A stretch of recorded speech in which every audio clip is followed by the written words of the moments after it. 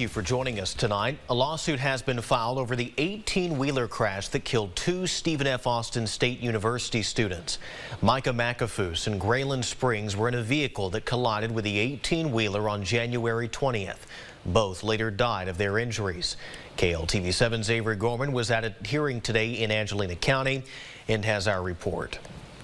Grayland Springs parents filed a lawsuit against the driver of the 18-wheeler, Antonio Sandoval, and the company Hughes Trucking. TxDOT cited that Sandoval failed to yield the right-of-way when turning onto the highway when the student's vehicle reportedly struck the trailer of the truck. The Springs attorney, Mike Love, filed a motion for a temporary injunction on the dash cam footage inside of the 18-wheeler during the crash. Love says both parties scheduled an inspection of the vehicles involved. He claims several items previously located in the 18-wheeler were removed. One of those items, they say, was the dash cam recording device that was on the truck's windshield at the time of the crash. Love claims the defense denied there was any sort of dash cam recording device in the truck. Love said he reviewed the crash scene photos that were taken immediately after. He says a dash cam can clearly be seen inside of the truck. They sent the pictures to the truck company's defense team. Love says the defense sent an email saying, quote, "We are looking in one more place and we will report back." The dash cam was then located by an expert who was paid by the defense representing the truck driver. Attorney Love argued he has concern over the chain of custody of the video after it was recovered, and the video sent to him wouldn't open or play. Love said in court he was worried the defense altered, edited, or deleted the footage. The defense's attorney, Marcy Rothman, says